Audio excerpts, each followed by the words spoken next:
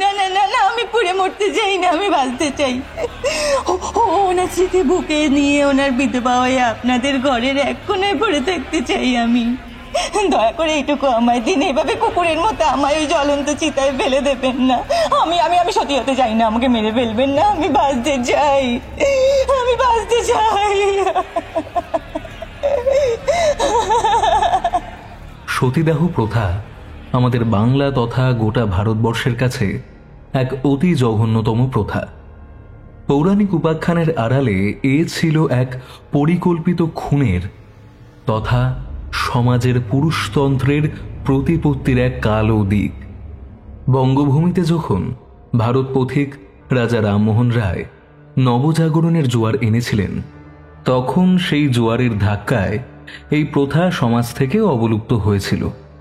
কিন্তু যেমন দিনের বিপরীতে রাতের অন্ধকার থাকে, ঠিক তেমনি নবজাগরণের জোয়ার যেই যেই স্থানে এসেছিল, ঠিক সেই সেই স্থানে এই মর্মান্তিক কুপ্রথার অবলুপ্তি ঘটেছিল।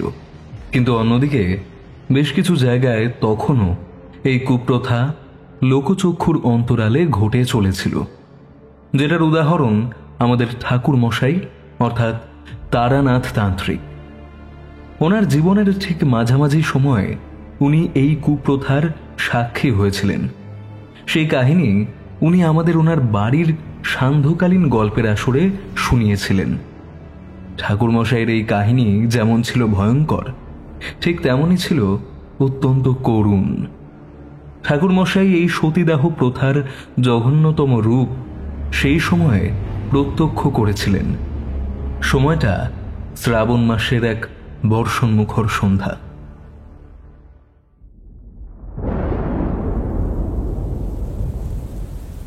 সকাল থেকেই আজ আকাশের মুখটা গম্ভীর হয়ে আছে, আর থেকে থেকে মেঘের ডাকে আর সেই সঙ্গে এলোমেলো ঝোড়ো বাতাসের দাপট চলছিল বেশ ভালোই। সেদিন আবহাওয়া ভালো না থাকায় দপ্তরে যায়নি, তাই সারাদিনটা নিজের ঘরে জানালাটার পাশে বসে বাইরে বৃষ্টি ভেজা কলকাতার পথঘাট দেখছিলাম। দুপুরে গিন্নি খিচুড়ি আর ইলিশ মাছ ভাজা বানিয়েছিল, আর সেটাকে জমিয়ে খেয়ে নিজের ঘরের বিছানায় গিয়ে শুয়ে রইলাম। এইভাবে শুয়ে থাকতে থাকতে কখন যে দুই চোখের পাতা এক হয়ে এলো জানি না, আর আমি ঘুমিয়ে পড়লাম। আমার ঘুম যখন ভাঙল, তখন আমি উঠে দেখি আমার ঘরে চেয়ারটার উপর এসে বসে আছে আমার বাল্যবন্ধু কিশোরী সেন, আর ওর পাশে দাঁড়িয়ে আছে আমার গিন্নি। গিন্নি চলে গেল রান্নাঘরে, আর ও চলে যাবার পর কিশোরী আমাকে বলল, কি ভাইয়া, আজ দপ্তর যাওনি? আর ভাইয়া, এরকম বৃষ্টি ভেজা আবহাওয়ায় দপ্তরে যেতে ইচ্ছা করলো না, আর তাই আজকে ছুটি নিয়ে বাড়িতেই ছিলাম সারাদিন। কিন্তু এখন ভাবছি যে দপ্তর চলে গেলেই ভালো হতো, কারণ এইভাবে সারাদিন শুয়ে বসে থাকতে ভালো লাগে না। যাক, এখন তুমি চলে এসেছো, তাই এখন ভালো লাগছে, গল্প গুজব করবার একটা সাথী পেলাম। তা ভাইয়া, যখন ঘরে থাকতে ভালো লাগছে না আর বাইরে এরকম বৃষ্টি ভেজা শ্রাবণের সন্ধ্যা, তখন আর ঘরে কেন? চলো আমরা দুজন আমাদের সেই চিরপরিচিত ঠিকানা অর্থাৎ মঠ লেনে তারানাথ তান্ত্রিকের বাড়ি যাই, আর ওখানে গিয়ে ঠাকুরমশাইয়ের কাছ থেকে কিছু রোমাঞ্চকর গল্প শুনে আসি। ঠাকুরমশাইয়ের গল্পগুলো এইরকম বৃষ্টি ভেজা আবহাওয়ায় শুনতে বেশ ভালোই লাগে, আর তাই এখানে বসে না থেকে তাড়াতাড়ি পোশাকটা পাল্টে চলো তারানাথের বাড়ির উদ্দেশ্যে বেরিয়ে পড়ি। এরপর আমি কিশোরীর কথায় সম্মতি জানিয়ে পোশাকটা পরিবর্তন করে বেরিয়ে পড়লাম ওর সাথে তারানাথের বাড়ির উদ্দেশ্যে। যথারীতি বাড়ির কাছ থেকেই মঠলেন যাবার ট্রাম পেয়ে গেলাম, আর ওই ট্রামে উঠে পড়লাম আমরা দুজন। ট্রামটা মোটামুটি ফাঁকাই ছিল, আর আমি আর কিশোরী বসেছিলাম জানলার পাশের সিটটায়। সেই খোলা জানলা দিয়ে আমরা শ্রাবণের বৃষ্টি ভেজা কলকাতার রাজপথের দৃশ্য দেখতে দেখতে এগিয়ে চললাম আমাদের গন্তব্য মঠ লেনের দিকে। যথারীতি ঘণ্টাখানেকের মধ্যেই আমাদের ট্রাম আমাদের নিয়ে এলো মঠ লেনের সামনে, আর এবার আমরা দুজন নেমে পড়লাম ট্রাম থেকে। এরপর ট্রাম চলে গেল তার পরবর্তী গন্তব্যের দিকে, আর আমরা দুজন এবার প্রবেশ করলাম মঠ লেনের সরু গলিটার মধ্যে। গলির মধ্য দিয়ে হাঁটতে হাঁটতে আমরা এসে উপস্থিত হলাম তারানাথের বাড়ির সদর দরজার সামনে। কিশোরী সদর দরজায় টোকা দিতেই সদর দরজাটা খুলে গেল, আর দরজাটা খুলে দিলেন স্বয়ং তারানাথ নিজেই। আমাদের দুজনকে দেখে একগাল হাসি দিয়ে বললেন, আরে কি সৌভাগ্য আমার! আজকে আমি তোমাদের কথাই ভাবছিলাম যে তোমরা কতদিন আসো না আমার কাছে। হয়তো আমাকে ভুলেই গেছো, কিন্তু আমার ষষ্ঠ ইন্দ্রিয় আমাকে জানান দিচ্ছিল আজ তোমরা আমার কাছে আসবে। আর তাই তো আমি চারিকে একটু দোকানে পাঠিয়েছি তোমাদের জন্য তেলে ভাজা আনতে। ও এসে পড়বে। চলো তোমরা ভেতরে চলো, বৈঠকখানায় গিয়ে বসি। এরপর আমি আর কিশোরী তারানাথের সাথে প্রবেশ করলাম বাড়ির ভেতরে, আর তারপর সিঁড়ি দিয়ে উঠে এসে পড়লাম দোতলার বৈঠকখানায়। তারানাথ আমাদের হাতের ইশারায় ভেতরে আসতে বললেন। এবার আমি আর কিশোরী বৈঠকখানায় প্রবেশ করে তক্তপোষের সামনে বিছানো মাদুরটার উপরে গিয়ে বসলাম, আর তারানাথ গিয়ে বসলেন তক্তপোষের উপরে। এবার তারানাথ আমাদের উদ্দেশ্যে বললেন, এই বৃষ্টিমুখর শ্রাবণের সন্ধ্যায় আমার মন বলছিল তোমরা দুজন আমার কাছে আসবে, আর তার যথেষ্ট কারণও আছে। এই বৃষ্টিমুখর সন্ধ্যায় আমাদের বাঙালিদের চায়ের আসরে একটা দুটো ভূতের গল্প না হলে চলে না। আর তার উপর যদি সেটা সত্যি ঘটনা অবলম্বনে হয় তাহলে তো আর কথাই নেই। সেখানে বাচ্চা থেকে বুড়ো সব বয়সী শ্রোতারাই জমিয়ে বসে সেই গল্প শুনতে। তুমি আর কিশোরী এই দুজন আমার গল্পের গুণগ্রাহী শ্রোতা, আর সে কথা তো আমি তোমাদের আগেও বলেছিলাম। এই তোমাদের জন্য আমিও সুযোগ পেয়ে যাই নিজের অতীত জীবনের সেই সব হারিয়ে যাওয়া স্মৃতির অতল গভীরে ঢোকার। এই পৃথিবীতে এমন অনেক কিছুই ঘটে যেগুলোর ব্যাখ্যা যুক্তি, তর্ক, বিজ্ঞান, মনস্কতা দিয়ে বিচার করতে পারি না। আর তাই অতি সহজে আমরা বলে দিই এই সমস্ত ঘটনা কল্পনা, এগুলোর সাথে বাস্তবের কোনো মিল নেই। যেমন কিশোরীকে দেখো, ও আমার এই গল্পগুলোকে নিছকই ছেলে পোলানো গল্প হিসাবেই বিবেচনা করে। তাই গল্পের শেষে ওর মুখে সবসময় একটা অবিশ্বাসী ছাপ থাকে। ঠাকুরমশাই, বেশ অনেকদিন হলো আপনার কাছ থেকে কোনো জমাটি ভূতের গল্প শুনি না। আজকের বাইরের আবহাওয়াটাও ভূতের গল্পের জন্য একদম অনুরূপ। এই ঝড় বৃষ্টি, মেঘের ডাক হয়ে যাক ঠাকুরমশাই। আমার এই কথা শুনে ঠাকুরমশাই সিগারেটে একটা লম্বা টান দিয়ে ধোঁয়া ছেড়ে অবশিষ্টাংশটা ছায়দানি হিসেবে ব্যবহৃত নারকেলের মালাটায় গুঁজে দিতে দিতে আমাদের উদ্দেশ্যে বললেন, তোমরা নবজাগরণের ব্যাপারে নিশ্চয়ই জানো। আজকে তোমাদের এই কলকাতা তথা গোটা বঙ্গদেশে যে পাশ্চাত্য ভাবধারার বিকাশ ঘটেছে, সেই সব কিছুই এই নবজাগরণের মাধ্যমেই ঘটেছিল। আমাদের এই বঙ্গভূমিতে নবজাগরণের জোয়ার এনেছিল বীর প্রতাপী ভারত পথিক রাজা রামমোহন রায়। বজ্রের মতো গম্ভীর রামমোহন সিংহের মতো ঝাঁপিয়ে পড়ে আমাদের সমাজের বিধবা কুসংস্কার দমন করার জন্য।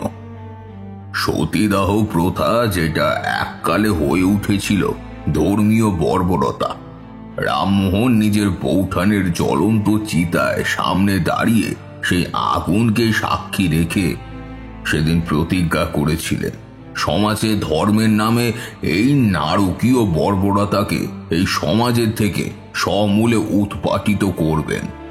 আর উনি করলেনও সেই কাজ। সারা বাংলার যুব সমাজকে একত্রিত করে উনি এই কুপ্রথার বিরুদ্ধে আন্দোলন করে তোলেন। আর সর্বোপরি তৎকালীন বড়লাট উইলিয়াম বেন্টিঙ্কের তৎপরতায় রাজা রামমোহন রায় নবজাগরণের জোয়ার এনে এই কুপ্রথার দমন করেন। এমনই এক গ্রামের কাহিনী আজ তোমাদের বলবো, যেখানে এই সতীদাহ প্রথার নৃশংসতা এবং সেই মৃত সতীদের অতৃপ্ত আত্মার তাণ্ডব ওই গ্রামের মানুষদের জীবনকে বিভীষিকার মতো বিরাজ করেছিল। সেই গ্রামে নবজাগরণের জোয়ার এলেও সেখানকার রক্ষণশীল জমিদার বাড়ি এবং তৎসহ কিছু রক্ষণশীল ব্রাহ্মণদের জন্য সেই জোয়ার স্তব্ধ হয়ে গিয়েছিল। এই কাহিনী আমার সুদীর্ঘ তন্ত্র সাধনার জীবনের ঠিক মাঝামাঝি সময়ে, কিন্তু সেই ঘটনার কথা আজও আমার মনে পড়ে। আজও যখন আমি বরাহনগর হয়ে দক্ষিণেশ্বরে মাতৃদর্শনে যাই, ঠিক তখন ওই বরাহনগরে সতীদাহ ঘাট অতিক্রম করার সময় একবার ওই ঘাটের দিকে তাকাই, তখন হঠাৎ আমার এই ঘটনার কথা মনে পড়ে যায়। কারণ এই বরাহনগরে সতীদাহ ঘাট ছিল সেই সময় কলকাতার সতীদাহ প্রথার আতুরঘর। ভয়াবহ উলুধ্বনি আর শঙ্খের ধ্বনিতে সেই সময় সতীদাহ ঘাট মুখরিত হয়ে উঠত। কিন্তু এটা তো গেল বরাহনগরে সতীদাহ ঘাটের রোমহর্ষ কাহিনী। কিন্তু শহর কলকাতা থেকে দূরে কাটোয়া নবগ্রামে যখন গোটা বঙ্গদেশ নবজাগরণের জোয়ারে এসে এই কুপ্রথার সমূলে উৎপাটন করে দিয়েছিল, সেদিক থেকে এই গ্রাম ছিল রক্ষণশীল এই কুপ্রথার কেন্দ্রবিন্দু। কাজেই গ্রামে থমকে ছিল। পূর্ব বর্ধমান জেলার কাটোয়া নবগ্রাম ছিল অজয় নদের তীরবর্তী সম্ভ্রান্ত একটা গ্রাম। প্রায় 100 ঘর গৃহস্থের বসবাস ছিল এই গ্রামে। গ্রামের মানুষদের জীবিকা ছিল কৃষিকাজ, মৎস্য চাষ এবং কুটির শিল্প। পোড়ামাটির জিনিসপত্র তৈরি ছিল এই গ্রামের মানুষদের প্রধান কুটির শিল্প। এই গ্রামের জমিদার ছিলেন শ্রীযুক্ত চন্দ্রকান্ত চৌধুরী। বেশ রস ভারী এবং গম্ভীর প্রকৃতির জমিদার বাবু ছিলেন ব্রাহ্মণদের পৃষ্ঠপোষক এবং রক্ষণশীল প্রকৃতির। প্রজা পার্বণের সময় উনি সুদূর বারাণসী থেকে বেদজ্ঞ ব্রাহ্মণদের নিয়ে এই পুজো পার্বণের ব্যবস্থা করতেন এবং নিজেও তিনি ব্রাহ্মণদের সাথে পুজোর সকল কাজ করতেন। জমিদার বাড়িতে সকালেই পুজো পার্বণের বেশ ধুমধাম করেই হতো, আর সেই সময় গোটা গ্রাম মানুষদের নিমন্ত্রণ থাকতো জমিদার বাড়িতে। বেশ আড়ম্বরপূর্ণ ভাবেই অতিথিদের আপ্যায়ন করতেন জমিদার বাবু আর ওনার স্ত্রী চন্দ্রহাসিনী দেবী। ধর্মীয় রক্ষণশীলতা যেন এই পরিবারের রক্তে রক্তে মিশেছিল, আবার কিছুটা উত্তরাধিকার সূত্রেও এসেছিল। প্রায় 7 পুরুষের জমিদারিতে এই রক্ষণশীল মনোভাব পুত্র পৌত্রাদি ক্রমে এসেছিল জমিদার বাবুর মধ্যেও। জমিদার বাবুর পিতা স্বর্গীয় শ্রীযুক্ত নরহরি চৌধুরী ব্রাহ্মণদের পৃষ্ঠপোষকতায় নিজেদের এই জমিদার বাড়ির থেকে অনতি দূরে অজয় নদের তীরে শ্মশানের পাশে একটা ঘাট নির্মাণ করেছিলেন, আর সেই ঘাটকে উনি সতীদাহ ঘাট বলে গ্রামবাসীদের সামনে উপস্থিত করেছিলেন। আর ওই ঘাটের উপরেই দেবী সতীর একটা থান নির্মাণ করেছিলেন। এরপর থেকে প্রায় প্রতি বছরই ওই ঘাটে কাটোয়া, নবদ্বীপ আর আরো বিভিন্ন দূর দূরান্ত থেকে অল্প বয়সী বিধবা মেয়েদের নিয়ে আসা হতো সতীদাহের জন্য। ঢাক, ঢোল, করতাল, মৃদঙ্গের গুরুগম্ভীর ধ্বনি, কাঁসরের শব্দ ছড়িয়ে পড়তো গোটা গ্রামে। মশাল হাতে সকলে জমা হতো ওই ঘাটে। জমিদার বাবু শ্রীযুক্ত নরহরি চৌধুরী সমিয়ানার ভেতর থেকে পুরো ঘটনাটা দেখতেন। সেই বিধবা মেয়েদের তীব্র আর্তচিৎকার চাপা পড়ে যেত ওই বাজনার গুরুগম্ভীর শব্দে। ওই মেয়েদের 2 হাতে তরল সিঁদুর লেপে দিয়ে ওই হাতের ছাপ একটা বড় শিলখণ্ডে নেওয়া হতো। গ্রামের সকলেই বিশ্বাস করত ওই শিলখণ্ডে দেবী সতীর অবস্থান। সেই হাতের ছাপ সকলে দণ্ডবত হয়ে প্রণাম নিবেদন করত। আর ঠিক তারপরে কয়েকজন বলিষ্ঠ ব্রাহ্মণ যুবকদের বজ্র মুষ্টিতে ওই নারীকে ফেলে দেওয়া হতো। গনগনে চিতার আগুনে আর তীব্র চিৎকারে ফেটে পড়তো চারিদিক। চিতার আগুনে পুড়ে মারা যেত ওই অসহায় নারী। জমিদার বাবু দুই ছেলে রামচন্দ্র আর হরচন্দ্রকে জমিদার বাবু সেই বলশালীর যুবকের দায়িত্ব দিতেন। সতীদাহের সময় ওরা দুজনই ওই সতীকে টেনে হিচড়ে আগুনে ফেলে দিত। এইভাবে কত যে অসহায় বিধবা নারীদের অভিশাপ পুড়িয়েছিল ওই জমিদার বাড়ি, তার কোনো হিসেব ছিল না। যাই হোক, এই সতীদাহ প্রথা বন্ধ করার বহুবার বিভিন্ন প্রান্ত থেকে নবজাগরণের পূজারী যুব সমাজরা এই গ্রামে এসেছিলেন, আর জমিদার বাবুর সাথে এই বিষয়ে বিস্তর আলোচনাও করেছিলেন। কিন্তু প্রতিবারই জমিদার বাবু ওনাদের বলতেন, দেখো বাবারা, তোমরা যেটা বলছো সেটা ওই 2 পাতা ইংরেজি পড়ার নমুনা, কিন্তু ওই সমস্ত বিলেতি অভ্যেস যদি আমরা বঙ্গদেশের সন্তান হয়ে নিজেদের মধ্যে গড়ে তুলি, তাহলে সেটা আমাদের ওই প্রাচীন ভারতীয় শাস্ত্রের বিরুদ্ধাচারণ করা হবে। যেখানে আমাদের ভারতীয় শাস্ত্রের বড় বড় ঋষি মুনিরা সতীদাহকে স্বীকৃতি দিয়ে গিয়েছিলেন, সেখানে তোমরা এই মেলেচ্ছদের শিক্ষায় শিক্ষিত হয়ে আমাদের প্রাচীন প্রথার বিরুদ্ধে যেতে চাও। এসব করো না তোমরা। হ্যাঁ, এই প্রথা বন্ধ করতে এসো না। তোমরা যেটাকে নবজাগরণ বলো, সেটা আসলে পরাধীনতা, ওই গোরা সাহেবদের চক্রান্ত। সব এই প্রথা সনাতন ধর্মের প্রতীক। এই প্রথা এই গ্রামে কোনোদিন বন্ধ হবে না। জমিদার বাবুর এই কথার কোনো উত্তর দিতে পারতেন না ওরা, তাই অগত্যা ওদের থেমে যেতে হলো। জমিদার বাড়িতে নবজাগরণের জোয়ার আসেনি তেমনটা কিন্তু নয়, এই বাড়ির অন্দরমহলে নবজাগরণের ছোঁয়া এসেছিল। জমিদার বাবুর বড় ছেলে রামচন্দ্রের স্ত্রী মৃণালিনীর মধ্যে নবজাগরণের জোয়ার এসেছিল। জমিদার বাড়ি তথা গ্রামের সকলে মৃণালিনীকে বৌরানী বলেই সম্বোধন করত। বৌরানী ছিলেন লেখাপড়া জানা আধুনিকা, কিন্তু পরিবারের এইরকম মধ্যযুগীয় নির্মমতাকে কিছুতেই মেনে নিতে পারেনি, আর তাই সে তার স্বামীকে সবসময় বলতো, স্বামী, আপনি তো শিক্ষিত যুব সমাজের প্রতীক, তাহলে কেন আপনি আর 5টা অশিক্ষিত গ্রাম্য মানুষদের মতো আপনার বাবা মশাইয়ের এরকম জঘন্য অপরাধের নীরব সাক্ষী হচ্ছেন? এই প্রথা তো কবেই রামমোহন বাবু বন্ধ করে দিয়ে গেছেন, তাহলে কেন আপনারা নবজাগরণকে মেনে নিতে পারছেন না? এইরকম অন্ধের মতো কুপ্রথাকে সমর্থন করা কি উচিত? দেখো মৃণাল, তুমি আমার স্ত্রী, আর স্ত্রীর কর্তব্য হচ্ছে স্বামীর কোনো কাজে বাধা না দিয়ে চুপচাপ আমার পাশে থেকে আমাকে সঙ্গ দেওয়া।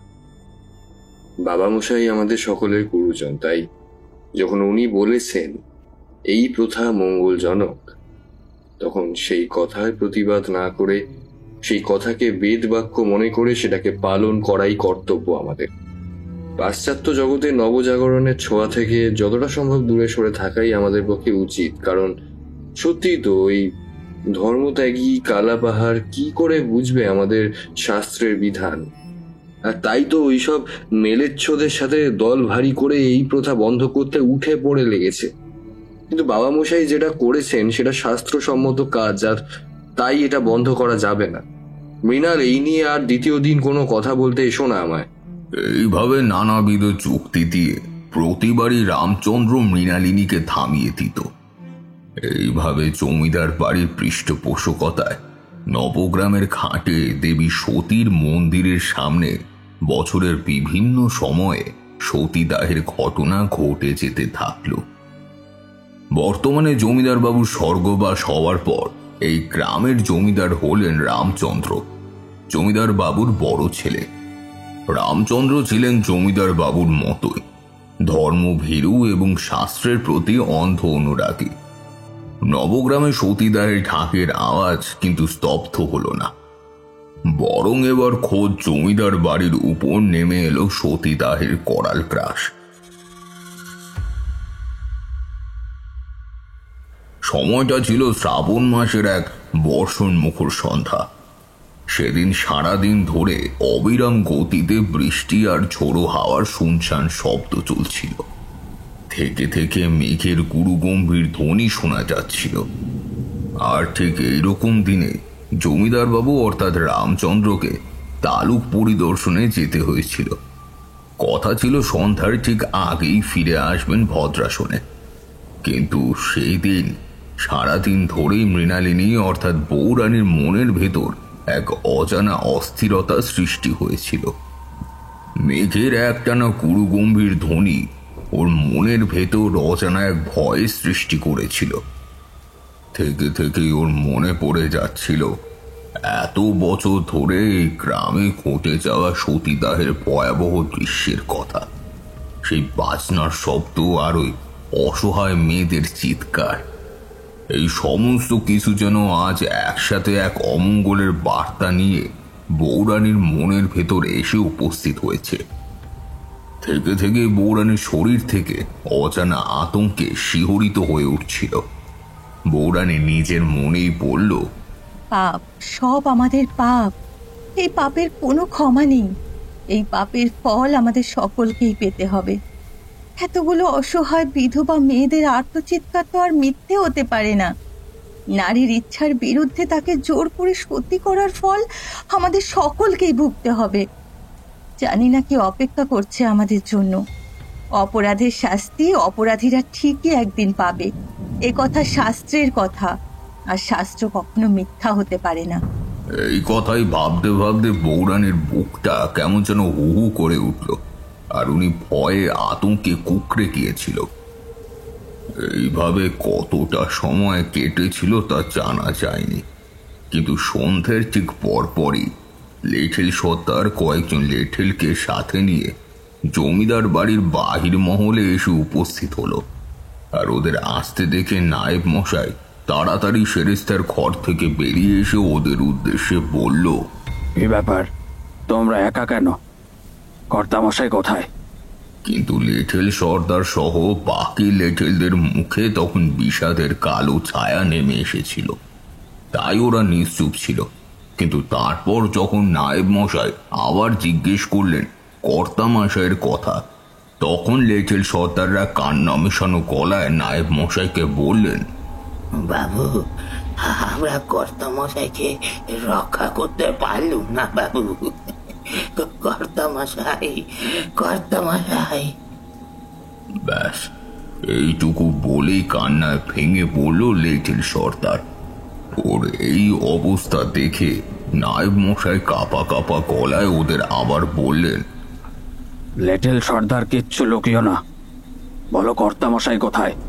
বাবু, আজ যখন তালুকের কাজ সেরে যখন কর্তামশাইকে নিয়ে আমরা ফিরছিলাম, তখন দুপুর গড়িয়ে বিকেল নেমেছিল, আর বৃষ্টির বেগ কিছুটা কমে এসেছিল। কিন্তু ঝোড়ো হাওয়া আর মেঘের একটা গুরুগম্ভীর ধ্বনি তখনও সমান তালে চলছিল। চারপাশ থমথমে হয়ে গিয়েছিল। আবহাওয়ার এরকম অবস্থা দেখে আমরা কর্তাকে বলেছিলাম যে তালুকের দিকে ফিরে যেতে, কিন্তু উনি কোনো কথা শুনলেন না। ঘোড়ার গাড়ি এগিয়ে নিয়ে যেতে বললেন।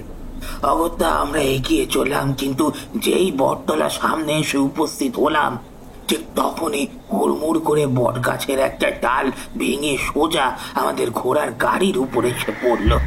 আর সঙ্গে সঙ্গে ঘোড়া দুটোর জীবন্ত চিৎকার শুনতে পেলাম। আমরা সঙ্গে সঙ্গে পেছনে ফিরে দেখি কাঠের গুঁড়িটা দুমড়ে মুচড়ে একদম শেষ হয়ে গেছে গো, আর কাদা ভরা পথে রক্তের ধারা বয়ে যাচ্ছে। ঘোড়া সহ চালক আর জমিদার বাবু একদম শেষ হয়ে গেছেন, চিৎকার করারও সময় পাননি বাবু। আর ঠিক সেই সময় আবারও ঝমঝম করে বৃষ্টি এলো। বৃষ্টির মধ্যে ওই লাশগুলো ভিজে যেতে লাগলো। রক্ত ধুয়ে যাওয়ার পর আমরা দেখলাম বাবুর কপাল আর মাথাটা একদম। নায়েব মশাই, আমরা বহু কষ্টে একটা গরুর গাড়ি করে বাবুর মৃতদেহটা এনেছি। আপনারা সবাই আসুন, উঠোনে এনে রেখেছি দেহটা। লিটল সর্দার আর কিছু বলতে পারল না। তার কাছ থেকে এই মর্মান্তিক মৃত্যুর সংবাদ শুনে নায়েব মশাই আর স্থির থাকতে পারলেন না। ওদিকে লিটল সর্দার হাহাকার করে বললেন, বৌরানী মা জননী, তাড়াতাড়ি নিচে আসুন, দেখুন বড়বাবু এসেছেন, আসুন দেখে যান, এখন না দিলে আর দেখতে পাবেন না মা। নায়েব মশাই আর লিটল সর্দারের কান্না হাহাকারের শব্দ শুনে জমিদার বাড়ির অন্দরমহল থেকে কর্তামা, বড় বৌরানী আর হরচন্দ্র আর কিছু দাসদাসী ছুটে এলো। সেখানে আসতেই যেন ওদের মাথায় বজ্রপাত হলো। সকলেই দেখল লেঠেল সর্দার সহ বাকি লেঠেলরা জমিদার বাড়ির বাহির মহলে ঠিক মাঝখানে সাদা কাপড়ে মোড়া একটা মানুষের দেহ এনে রেখেছে। আর নায়েব মশাই ওই দেহটার দিকে তাকিয়ে পাথরের মূর্তির মতো স্থির হয়ে বসে রয়েছেন। বৌরানী নিজেকে স্থির রাখতে পারলেন না। নিজের মনের মধ্যকার সকল অশুভ সংকেতগুলোকে সত্যি মনে করে ছুটে গেলেন ওই দেহটার সামনে। আর এই দৃশ্য দেখে বৌরানী বাকরুদ্ধ হয়ে গেলেন আর মুখ থেকে অস্ফুট আর্তনাদ করে কেঁদে উঠলেন। কিন্তু এইবার ওইখানে উপস্থিত এক দাসী কর্তামার উদ্দেশ্যে কাঁদতে কাঁদতে বলল, কর্তামা, দাদাবাবু তো আমাদের সবাইকে ফাঁকি দিয়ে এইভাবে অকালে চলে গেলেন, তাহলে কি বৌরানী? ওই দাসীর কথা শেষ হওয়ার আগে কর্তামা ধরা গলায় বললেন, পদ্ম, তোরা তোদের বৌরানীকে সাজিয়ে দে, নববধূর সাজে। পূর্ণ মর্যাদার সহিত ওকে তোরা সাজিয়ে তোল। আমার বড় খোকার কাছে ওকে যেতে হবে, সত্যি সাধ্যী স্ত্রী, ও তাই স্বামীর পাশেই ওকে যেতে হবে। কর্তামায়ের কথা শুনে বৌরানীর বুক ধড়াস করে উঠল। আর এবার বৌরানী কর্তামা সহ বাড়ির সকলের সামনে হাত জোর করে কাঁদতে কাঁদতে বললেন, না না না, আমি পুড়ে মরতে চাই না, আমি বাঁচতে চাই। ওনার স্মৃতি বুকে নিয়ে ওনার বিধবা হয়ে আমি আপনাদের ঘরের এক কোনায় পড়ে থাকতে চাই। দয়া করে এইটুকু আমায় দিন। এভাবে কুকুরের মতো আমায় ওই জ্বলন্ত চিতায় ফেলে দেবেন না। আমি আমি আমি সত্যি হতে চাই না, আমায় মেরে ফেলবেন না, আমি বাঁচতে চাই। না বৌরানী, তা হয় না। তুমি বিয়ের সময় সংকল্প নিয়েছিলে জীবনে যা কিছুই হয়ে যাক তুমি তোমার স্বামীর পাশ কিছুতেই ত্যাগ করবে না। জীবনে মরণে জনমে জনমে তুমি ওর অর্ধাঙ্গিনী থাকবে। তাই ওর সাথে তোমায় সহ মরণে যেতে হবে বৌরানী। আমার কথা মেনে নাও, তুমি আমার ছেলেকে শান্তি দাও। এই অন্যায়, এইভাবে সহমরণের প্রথা বেআইনি, এটা পরিকল্পিত খুন। আপনারা ইচ্ছে করে এই কাজ করছেন, আমি মানি না এই প্রথা, মানি না। কিন্তু সেদিন বৌরানীর পাশে এসে কেউ দাঁড়ায়নি, কারণ ওনারা সকলেই এই প্রথার সমর্থনে ছিলেন। যাই হোক, বৌরানীকে ওনারা ইচ্ছের বিরুদ্ধে জোর করে নববধূর সাজে সজ্জিত করা হলো। আর তারপর ছোট কর্তা সহ কয়েকজন যুবক আর কিছু মেয়েরা বৌরানীকে শক্ত করে ধরে ওই বৃষ্টি ভেজা শ্রাবণের রাতে সতীদাহর ঘাটেই নিয়ে চললেন। ওদের পেছন থেকে হরধ্বনি আর সামনে ঢাক, ঢোল, করতাল এবং মৃদঙ্গের গুরুগম্ভীর ধ্বনি ভেসে আসছিল। সকলে সতী মায়ের নামে জয়ধ্বনি দিতে দিতে এগিয়ে চলছিল। এই গুরুগম্ভীর ধ্বনিতে শ্রাবণের বৃষ্টিমুখর রাতের নীরবতা এক লহমায় ভেঙে চুরমার হয়ে গেল। সব বাহকেরা শ্মশানে পৌঁছে জমিদার বাবুর মৃতদেহটাকে মাটিতে নামিয়ে রাখল। আর তারপর পুরোহিত বিধিমতো সকল নিয়ম সুসম্পন্ন করলেন। আর তারপর গঙ্গা জল এনে ঢালা হলো বৌরানীর উপর। বৌরানীর কপালে লেগে থাকা সিঁদুর সব ধুয়ে গেল। তারপর বৌরানীর কপালে নতুন করে সিঁদুর লেপে দেওয়া হলো। আর হাতের তালুতে মাখানো হলো তরল সিঁদুর, গলায় পরানো হলো জবার মালা। বৌরানী বার কয়েক আতঙ্কে চিৎকার করে বলেছিলেন, ছেড়ে দাও, আমি মরতে চাই না, আমি বাঁচতে চাই। আমার স্বামীর ফেলে যাওয়া সংসারের দায়িত্ব নিতে চাই। এই প্রথা অন্যায়, এই প্রথা পাপ। তোমরা দেবী সতীর নাম নিয়ে অন্যায় করছো, অনাচার করছো, নবজাগরণের আগমনকে প্রতিহত করছো। তোমাদের কারোর ভালো হবে না। এই সতীর চিতার আগুন তোমাদের জীবনকে চারকার করে দেবে। মিলিয়ে নিও তোমরা।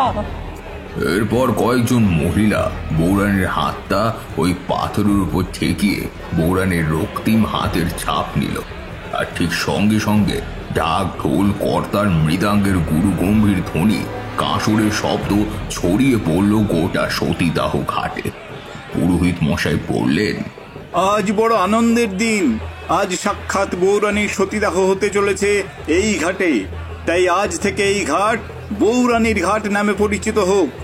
যে নারী তার শাঁখা সিঁদুর নিয়ে স্বামীর সাথে সহমরণে যান, সেই নারী পুণ্যবতী। সতীর পুণ্যে পতির পুণ্য। ওরে, কে কোথায় আছিস? বৌরানীকে চিতায় তোল, কর্তা বাবুর সাথে আগুন দে, আগুন দে এবার বৌরানীর চিতায়। এরপর তাকে চিতায় তোলা হলো। আর ঢাকের শব্দ, জয়ধ্বনির শব্দ আরো তীব্র হয়ে উঠল।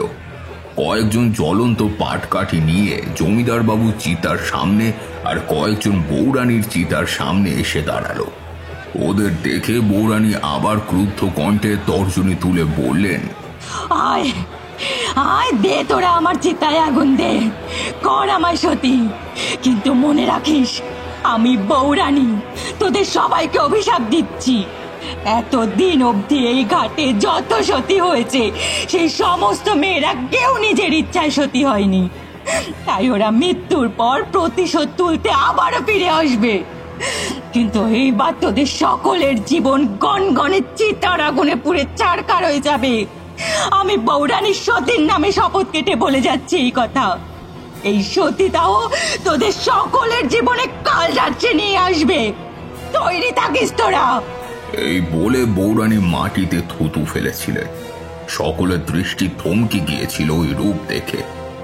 সেই লাল বেনারসি শাড়ি আর সর্বাঙ্গে স্বর্ণ লঙ্কার, আর সারা মুখ লাল হয়েছিল সিঁদুরে। চিতার উপর দাঁড়িয়েছিল বৌরানী। শ্মশান বন্ধুরা আর দেরি না করে চিতায় আগুন ধরিয়ে দিল। আর সঙ্গে সঙ্গে জয়ধ্বনি, প্রতিধ্বনি, উলুধ্বনি আর ঢাকের বাদ্যি বেজে উঠল। আর সেই সঙ্গে সকলে দেখল বৌরানীর সর্বাঙ্গে আগুন ধরে উঠল। আর সেই কনকনে আগুনের স্পর্শে এক গগন বিদারী আর্তনাদ করে উঠল। বৌরানী কাঠের পুতুলের মতো ওই জ্বলন্ত চিতার ভেতরে পড়ে গেলেন। চোখের নিমিষেই ঘটে গেল সেই মর্মান্তিক ঘটনা। আর এরপর কর্মর শব্দে বাজ পড়ল। আর সেই সঙ্গে আবার বৃষ্টি শুরু হলো মুষলধারায়। প্রকৃতির তাণ্ডব শুরু হয়ে গেল। আবার চিতার আগুন নিভে গেল, কাঠ সব ভিজে উঠল। ওদের কথা শেষ হতে না হতেই কর্মর শব্দ করে বাজ পড়ল। আর সেই বাজ এবার সোজা ওই নিভে যাওয়া চিতার আগুনের উপর পড়ল। চোখ বাঁধানো সেই আলোতে সকলের দৃষ্টি অন্ধ হয়ে গেল। দৃষ্টি এলো যখন ওরা দেখল চিতার আগুন জ্বলছে, আর সেই আগুন আগের থেকেও আরো বেশি লেলিহান হয়ে চলছিল। দেখে মনে হচ্ছিল যেন চিতার কাঠ ভেদ করে সেই আগুন গোটা সতীদাহ ঘাটে ছড়িয়ে পড়বে। পরিস্থিতি নিরাপদ না দেখে সবাই একে একে নিজেদের বাড়িতে ফিরে গেল। সতীদাহর ঘাটে বৌরানীর রাজকীয় ভঙ্গিমায় সতীদাহ ঘটল। আর দেবী সতীর মন্দিরে সেই পাথরের গায়ে আগুনের মতো জলজল করে উঠল বৌরানীর হাতের সেই ছাপ। কিন্তু এইবার নবগ্রামের উপর নেমে এলো অভিশাপের কালো ছায়া। গোটা গ্রামের হাওয়ায় বাতাসে মিশে যেতে শুরু করলো চিতার সেই ছাইয়ের গন্ধ। ব্যাপারটা প্রথম দিকে কেউ তেমন খেয়াল করেনি। তারপর যে ঘটনা ঘটল সেটা সকলের মনে আতঙ্কের সৃষ্টি হয়েছিল। সেদিন ছিল ভাদ্র মাসের এক সন্ধেবেলা। প্রতিদিনের মতো নবগ্রামের মহাজন শ্যামলচন্দ্র সহকার নিজের হাতের সকল কাজ শেষ করে গরুর গাড়ি করে নিজের বাড়ি ফিরছিল ওই সতীদাহর ঘাটের রাস্তাটা ধরে। কিন্তু ঘাটের কাছাকাছি আসতেই গরুর গাড়ি হঠাৎ থেমে গেল, আর গরুগুলো বিকট শব্দ করে চিৎকার করতে লাগলো। এই দৃশ্য দেখে শ্যামলবাবু গাড়োয়ানকে বললেন, এই গাড়োয়ান, গাড়িটা থেমে গেল কেন?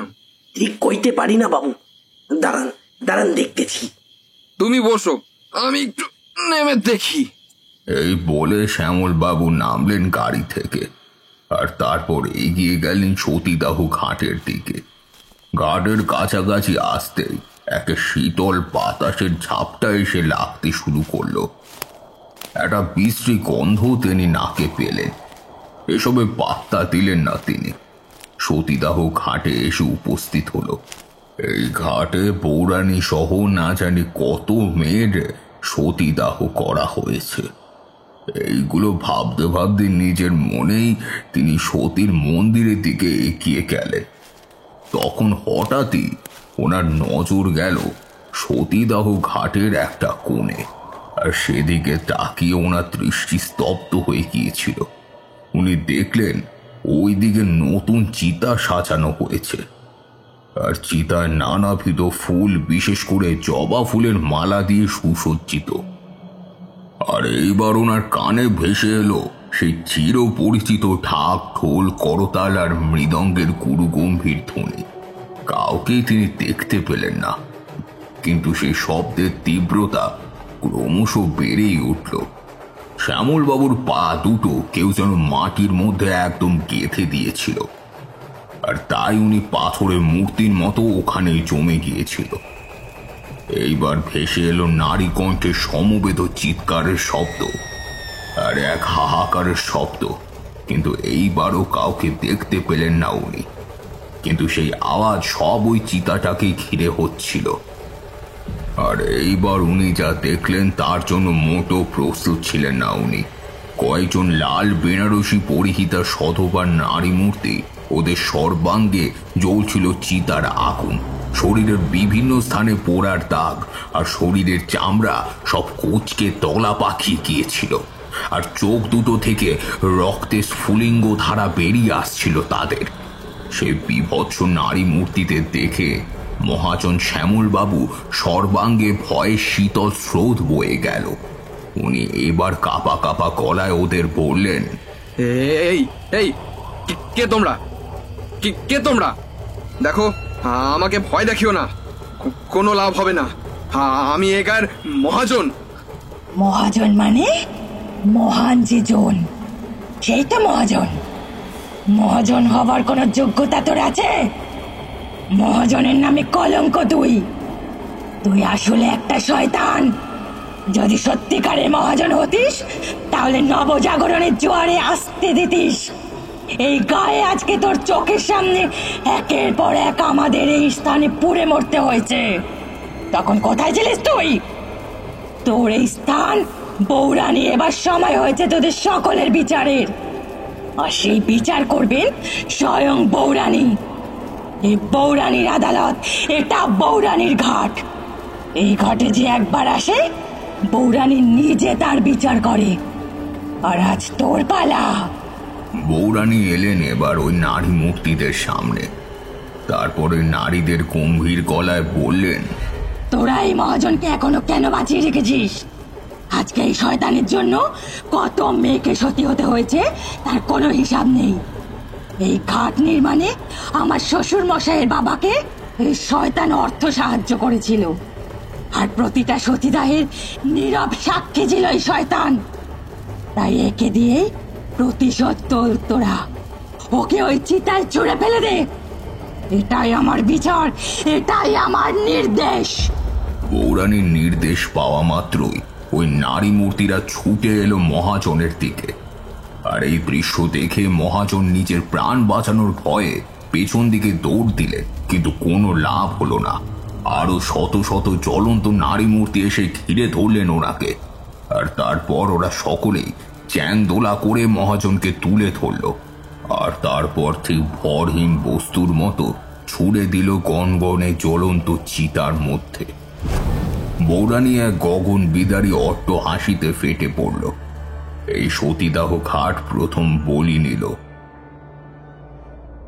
এদিকে মহাজনের ফিরে আসতে দেরি হচ্ছে দেখে গারোয়ান একবার ওই গাড়ি থেকে নেমে সতীদাহ ঘাটের দিকে এগিয়ে গেল, আর সে দেখল কয়েক হাত দূরে কয়েকটা নারী মূর্তি, তাদের সর্বাঙ্গে জ্বলছিল আগুন, আর ঠিক ওদের থেকে কয়েক হাত দূরে একটা চিতা চলছিল।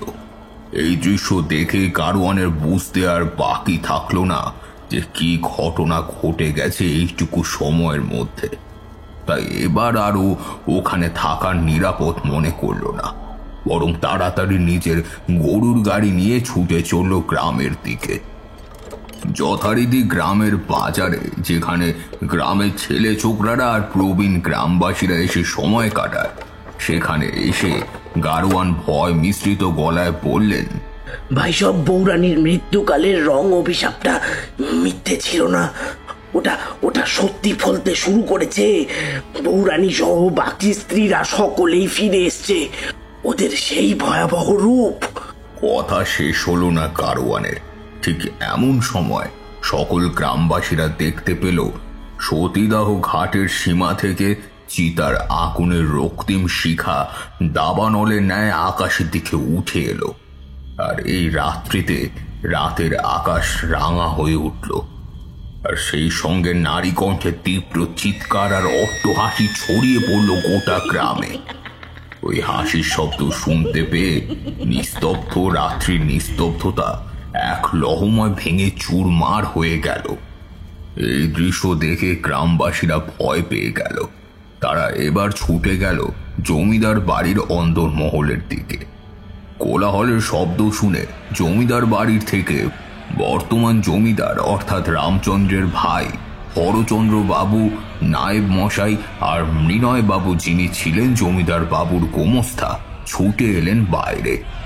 বাইরে এসে দেখেন গ্রামবাসীরা এসে উপস্থিত হয়েছে ওখানে, আর ওদের সকলের মুখে চোখে আতঙ্কের ছাপ স্পষ্ট। ওদের এই অসময়ের আগমনের কারণ জিজ্ঞেস করাতেই ওদের মধ্যে একজন জমিদার বাবুকে বলল, কর্তা, অভিশাপ লেগেছে কর্তা। আমাদের গায়ের উপর সতীদাহের চিতার আগুন ছড়িয়ে পড়েছে। গায়ের এক অংশে আমাদের বাড়ি ঘর সবকিছু ছাড়কার হয়ে গেছে। আমরা কয়েকজন কোনো মতে প্রাণ নিয়ে ছুটে এসেছি আপনাদের কাছে। আমাদের আশ্রয় দিন কর্তা। কি সব আজে বাজে কথা বলছো? সতীদাহ চিতার আগুন? আচ্ছা, তোমাদের কি মাথা খারাপ হয়ে গেছে নাকি? এসব অবাস্তব কথা বলার কি আর জায়গা পাওনি? কর্তা, আমার কথা বিশ্বাস না হলে আপনি আমাদের সাথে চলুন, নয়তো ছাদে চলুন, সব আপনি বুঝতে পারবেন। এরপর জমিদার বাবু নায়েক মশাইকে নিয়ে বাহির বাড়ির সিঁড়ি দিয়ে ছাদে গেলেন, আর সেখানে গিয়ে দেখলেন নবগ্রামের পশ্চিম পাড়া, যেটা একদম সতীদাহ ঘাটের লাগোয়া, ওই স্থান একদম ভস্মীভূত হয়ে গেছে। কি দেখে মনে হচ্ছে গণচিতায় কেউ আগুন দিয়েছে, ঠিক সেই রকম। জমিদার বাবু এবার দূরবীন দিয়ে সতীদাহ ঘাটের দিকে তাকালেন, আর দেখলেন আগুনের গোলাকার এক চক্র ওখানে জ্বলছে, আর সেখানে তাণ্ডব নৃত্য করছে অগ্নিদগ্ধ নারী মূর্তি। প্রায় উল্লাসের সাথে ফেটে পড়ছিল তারা। এই দৃশ্য দেখে আতঙ্কে ওনার হাত থেকে দূরবীনটা মাটিতে পড়ে গেল। না না না না না, এই হতে পারে না, এই হতে পারে না, অসম্ভব। জমিদার বাবু কোনো উত্তর না দিয়ে মাটি থেকে দূরবীনটা তুলে নায়েব মশাইয়ের হাতে দিয়ে তর্জনী তুলে সতীদাহ ঘাটের দিকে নির্দেশ করলেন। নায়েব মশাই সেদিকে দূরবীন দিয়ে তাকিয়ে ওই একই ভয়াবহ দৃশ্য দেখতে পেলেন, আর উনিও এবার বিবর্ণ হয়ে গেলেন। কিন্তু নিজেকে সামলে নিয়ে উনি এবার বললেন, কর্তা, এই সব আমাদের পাপের ফল। ওই যে একটা কথায় আছে না, পুরনো পাপ ভাতে বাড়ে। আমাদের অবস্থাও এই ঘটনার পর ঠিক তেমনই হয়েছে। সতীদাহ প্রথা যে সত্যি একটা বেআইনি প্রথা তথা অশাস্ত্রীয় প্রথা, সেটা জানা সত্ত্বেও আমরা বারবার সেই পাপের পথেই হেঁটেছিলাম। এই 7 পুরুষের জমিদারিতে প্রতিবার আমাদের পূর্বপুরুষরা শাস্ত্রের দোহাই দিয়ে এইভাবে অসহায় মেয়েদের পুড়িয়ে মেরেছিল। সেই পাপের শাস্তি যে এতটা মর্মান্তিক হবে, সেটা যদি তারা একবারের জন্যও ভাবতেন, তাহলে হয়তো। বৌরানীর অভিশাপ কি এইভাবেই চলতে থাকবে? আমি যা দেখছি তাতে আমাদের এই গ্রাম এক আস্ত চিতায় পরিণত হতে বেশি সময় নেবে না। হয়তো হয়তো আজকে অথবা পরশু দিনের মাথায় এই নবগ্রাম পুড়ে শেষ হয়ে যাবে। আমরা আমরা কি পারি না আমাদের প্রজাদের রক্ষা করতে? জানি না কর্তা, আমার মাথায় কিচ্ছু খেলছে না। মৃত্যুর এই সাম্রাজ্য দেখে হিতাহিত জ্ঞান হারিয়ে ফেলেছি। এইসব পাপের ফল আমাদের। পাপ যখন করেছি তখন তার শাস্তি না পেয়ে যাই কি করে আমরা? এবার ওনারা নেমে এলেন বাহির মহলে। সেদিন রাতে গ্রামবাসীরা ওখানেই আশ্রয় নিল। জমিদার বাবু চারিদিক ঘুরে ঘুরে চৌকিদারের মতো পাহারা দিল। সারা রাত উনি শুনতে পেলেন হাহাকার আর চিৎকারের শব্দ। আগুনের লেলিহান শিখা তখনও আকাশকে রাঙিয়ে রেখেছিল। এটা একটা বিশাল বড় চিতা, আর সেই চিতায় একযোগে কেউ আগুন ধরিয়ে দিয়ে গেছে। গ্রামের হাওয়ায় বাতাসে মিশে গেছে ততক্ষণে টাটকা ছাইয়ের গন্ধ। নিঃশ্বাস নিতেও যেন দম বন্ধ হয়ে আসছিল সকলে। এইভাবে কাটল সেই ভয়াবহ রাত। পূব দিকের আকাশ ফর্সা হবার সাথে সাথে জমিদার বাবু তাড়াতাড়ি সদর দরজা খুলে বেরিয়ে এলেন পথে। আর তারপর উনি চারিদিকে ঘুরে দেখতে শুরু করলেন। ততক্ষণে আগুন নিভে এসেছে, কিন্তু চারিদিকে মৃতদেহের স্তূপ। কুকুর ও হায়নার দল ওই মৃতদেহগুলোকে খুবলে খুবলে খাচ্ছে। নবগ্রামের দক্ষিণ পাড়া আর পূব পাড়ায় এই দুই স্থানে তাণ্ডবের চিহ্ন ছিল না। এটা দেখে জমিদার বাবু কিছুটা শান্তি পেলেও পরক্ষণেই ওনার কানে ভেসে এলো নারী কণ্ঠের অপার্থিব ফিসফিসানির শব্দ। ঠাকুরপো, এটা তো সবই শুরু। এই দুই জায়গাও নিশ্চিহ্ন হয়ে তারপর এই বজ্রাসনকে হচ্ছে তার আগুনের করাল গ্রাসে প্রবেশ করাবো।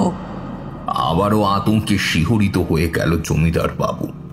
তাড়াতাড়ি পা চালিয়ে ফিরে এলেন ভদ্রাসনে। সেখানে ফিরে উনি নায়েব মশাই আর মৃন্ময় বাবুকে নিয়ে নিজের ঘরে এলেন। আর তারপর তাদের বললেন, বাইরের পরিস্থিতি সত্যি খুব দুর্বিষহ। পশ্চিম পাড়া আর উত্তর পাড়া একদম নিশ্চিহ্ন হয়ে গেছে। চারিদিকে শুধু মৃতের স্তূপ আর হাওয়ায় বাতাসে চিতার ছাইয়ের গন্ধ। আমাদের এবার তারানাথ তান্ত্রিকের শরণাপন্ন হতেই হবে, কারণ আমার বিশ্বাস ঠাকুরমশাই পারবেন। ঠাকুরমশাই পারবেন আমাদের এই বিপদ থেকে রক্ষা করতে। ঠাকুরমশাইকে আমাদের আগামীকাল সকালের আগেই এখানে নিয়ে আসতে হবে।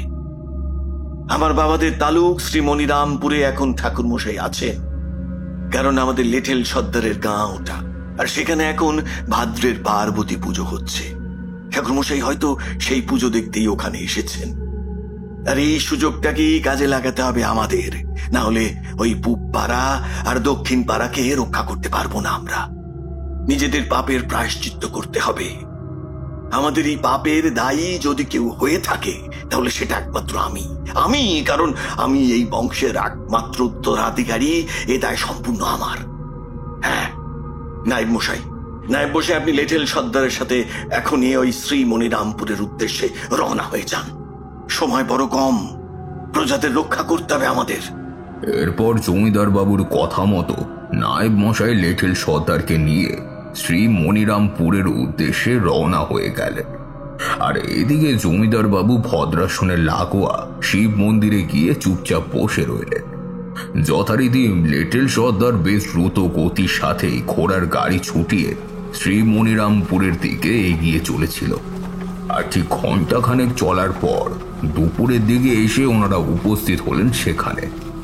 শ্রী মনিরামপুর গ্রামের পরবর্তী মন্দিরের নিকটবর্তী এক পান্থশালায় গাড়ি থেকে নেমে লেঠেল সর্দার নায়েব মশাইকে বলল, কর্তা, এই পান্থশালা দূর দূরান্ত থেকে আগত দর্শনার্থীরা বিশ্রাম গ্রহণ করেন, আর আমার মনে হয় ঠাকুর মশাইও এখানেই আসেন।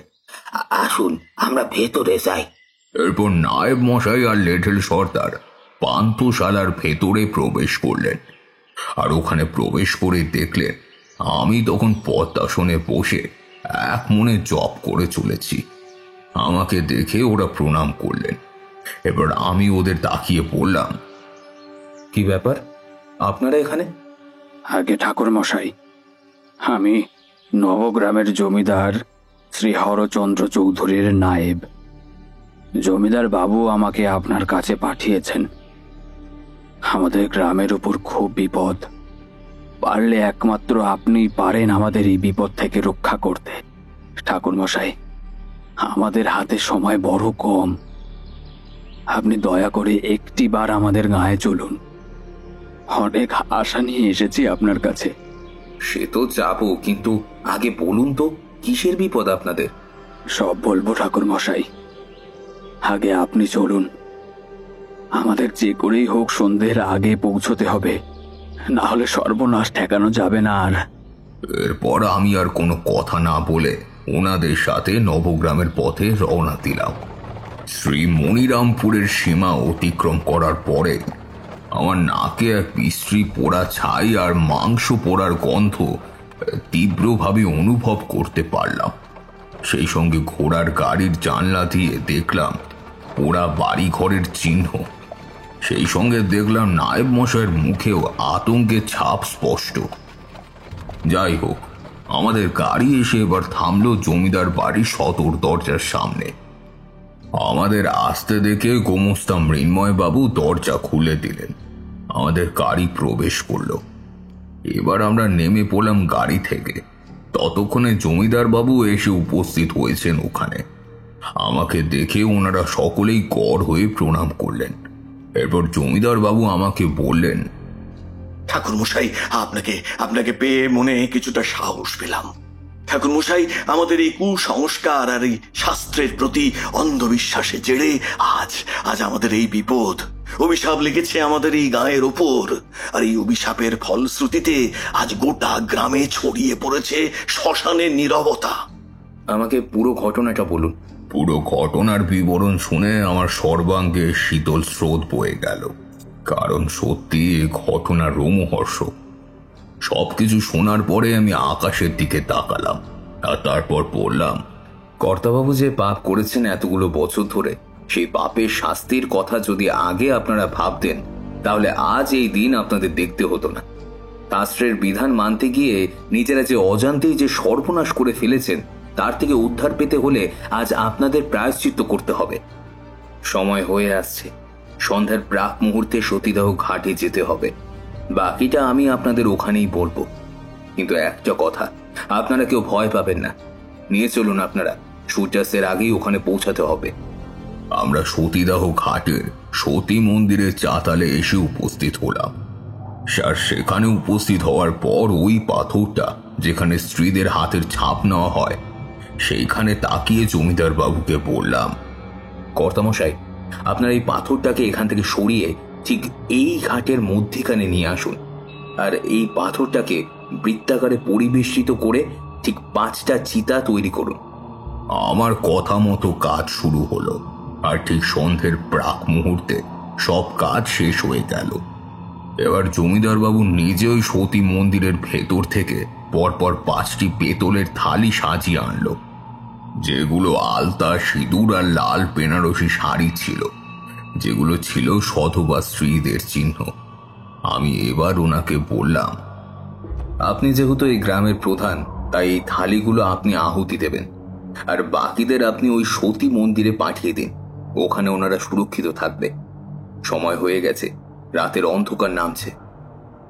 আমি এবার গাত্র বন্ধন করে জমিদার বাবুর গলায় পরিয়ে দিলাম একটা রুদ্রাক্ষের মালা। আর এইবার আমি পাটকাঠি গোছা ধরিয়ে জমিদার বাবুর হাতে তুলে দিলাম। আর ঠিক এই মুহূর্তে নারী কণ্ঠের অপার্থিব চিৎকার আর অট্টহাসি শব্দ ছড়িয়ে পড়ল গোটা সতীদাহর ঘাটে। আমরা থমকে দাঁড়ালাম। আমার সঙ্গে পেছনে ফিরে তাকিয়ে দেখি জ্বলন্ত সব নারী মূর্তি এক এক করে সতীদাহ ঘাটের বিভিন্ন প্রান্ত থেকে বেরিয়ে আসতে শুরু করেছে। সধবা নারী মূর্তি সকলে লাল বেনারসি পরিহিতা, আর গায়ে তাদের সকলেরই স্বর্ণ লঙ্কার। ভয়াবহ দেখতে তাদের। আতঙ্কে চিৎকার করে উঠল গ্রামবাসীরা, কিন্তু আমি ওদের বললাম, কেউ ভয় পাবেন না, আর ওই মন্দির থেকে বেরোবেন না কেউ। বেরোলেই কিন্তু বিপদ, সবাই ওখানেই থাকুন। নারী মূর্তি আমাকে এক লাথি মারল, আর ওর লাথির চোটে আমি ছিটকে পড়ে গেলাম। এই অবস্থায় আমি জমিদার বাবুকে বললাম, কর্তামশাই, থেমে থাকবেন না, চিতাগুলো প্রদক্ষিণ করা শুরু করুন। পরপর 7 বার প্রত্যেকটা চিতা প্রদক্ষিণ করে আগুন ধরিয়ে দিন। আমি ভয় পাই না বৌরানীকে, বরং আজ তোমাদের সাথে ওই বৌরানীকে মুক্তি দিতেই আমার এখানে আসা। তোমাদের মুক্তি দিয়ে এই গ্রামকে নবজাগরণের জোয়ার আনার জন্যই আমি এসেছি। আমার কথা শেষ হতে একরাশ গরম বাতাসের হলকা এসে লাগলো আমাদের সকলের শরীরে, আর সেই হলকাতে মনে হচ্ছিল গোটা শরীরে যেন কেউ আগুন লাগিয়ে দিয়েছে। এবার আমি দেখলাম সতী মন্দিরের চূড়ার উপর এক জ্বলন্ত নারী মূর্তিকে, যার পরনে ঠিক সেই লাল বেনারসি আর স্বর্ণ লঙ্কার ছিল। ওর চুলগুলোর জায়গায় আগুনের শিখা লক লক করে জ্বলছিল। এরপর আমি দেখলাম বৌরানী এক লাফে আমার ঠিক সামনে এসে উপস্থিত হয়েছে, আর সপাটে আমাকে একটা চড় মেরে মাটিতে ফেলে দিল, আর তারপর গম্ভীর গলায় বললেন, কে তান্ত্রিক, তোর এত বড় সাহস? তুই বৌরানীর ঘাটে বিনা অনুমতিতে আসিস আর এসব কাজ করছিস? আজ তোর শেষ দিন তান্ত্রিক। এই সকলের সাথে তোরও আজ চিতা জ্বলবে এখানে। হায় হায় তান্ত্রিক, আয় দেখি তোর কত ক্ষমতা। না বৌরানী, অসহায় মানুষের ক্ষতি তোমায় আর আমি করতে দিতে পারি না। তোমাদের মুক্তি না দিয়ে কিছুতেই আমি এখান থেকে যাব না। আমি নবজাগরণ আনবো এখানে। এই কুপ্রথা আজই শেষ হবে, এই মুহূর্তে। নবজাগরণের কথা এই গ্রামের লোক যদি বুঝতো, তাহলে আজ এই ঘটনা ঘটতো না রে তান্ত্রিক। তান্ত্রিক, ওই যে ওখানে জ্বলন্ত পাটকাঠি চিতায় জ্বলছে, ও ছিল আমার ঠাকুরপো, শিক্ষিত ইংরেজি জানা ছেলে। কিন্তু গোড়া ব্রাহ্মণ পরিবারের সন্তান হওয়ার জন্য নবজাগরণের জোয়ার আনার পরিবর্তে মধ্যযুগীয় এই বর্বরতাকে প্রশ্রয় দিয়েছে।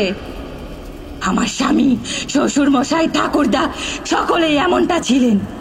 তার জন্যই তো এত মেয়েকে পুড়ে মরতে হয়েছে। আর এই ঘাট সেই সব কিছুর সাক্ষী। আর এই পাথরে সেই সব মেয়েদের হাতের ছাপ রয়েছে, আর আমার ছাপ রয়েছে এখানে। তান্ত্রিক, এই প্রথা তো কবেই বন্ধ হয়ে গিয়েছিল, কিন্তু নবগ্রাম, মনিরামপুর আর চৌগ্রামের মতো সব গ্রামগুলোতে নবজাগরণ থমকে আছে এই মধ্যযুগীয় বর্বরতার সামনে।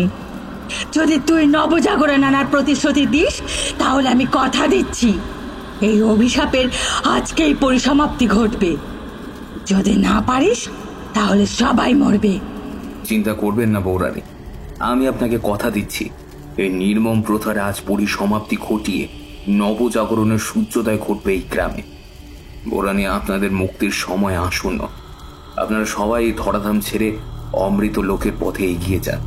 এই স্থান আপনাদের জন্য নয়।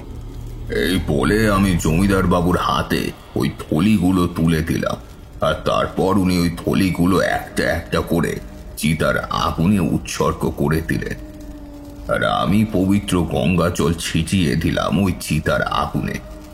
এরপর দেখলাম বৌরানীর হাতে একটা বড় শাবলের মতো দণ্ড নিয়ে এগিয়ে এলো আমার কাছে, আর তারপর আমাকে বললেন, তান্ত্রিক, তুই এই শাবলটা নিয়ে ওই সতীর হাতের ছাপযুক্ত পাথরটাকে আঘাত কর।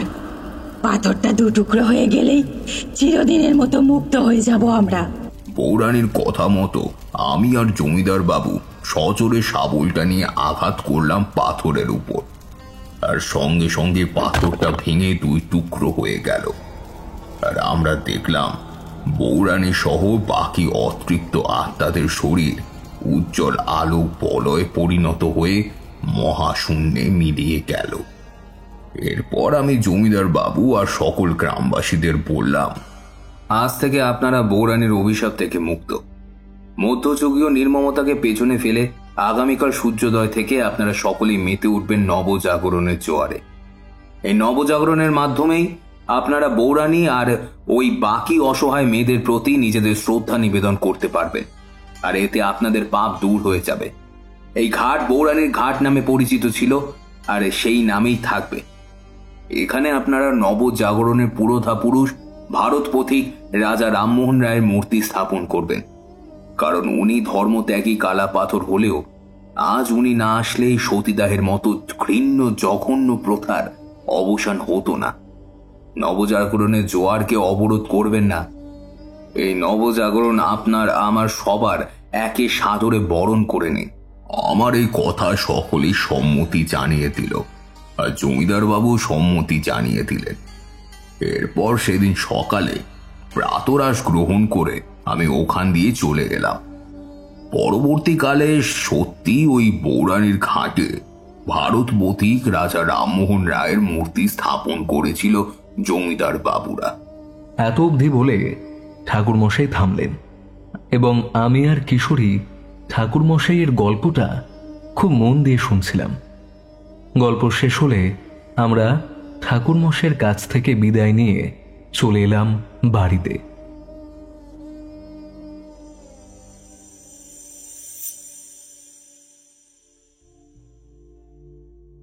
শুনছিলেন শুভেন্দু চ্যাটার্জির কলমে আজকে তারানাথ তান্ত্রিকের গল্প, তারানাথ তান্ত্রিক ও বৌরানীর ঘাট। কেমন লাগলো আপনাদের আজকের এই গল্পটি জানাবেন আমাদের ইউটিউব কমেন্ট সেকশনে। আজকে গল্পে তারানাথ তান্ত্রিকের চরিত্রে ছিলাম আমি দিব্যেন্দু, পোস্টার ডিজাইনে আকাশ পিক্সেলের থেকে। ভালো থাকবেন, সুস্থ থাকবেন এবং সঙ্গে রাখবেন আপনাদের চ্যানেল বঙ্গকথাকে। দেখা হচ্ছে অন্য কোনো গল্পে।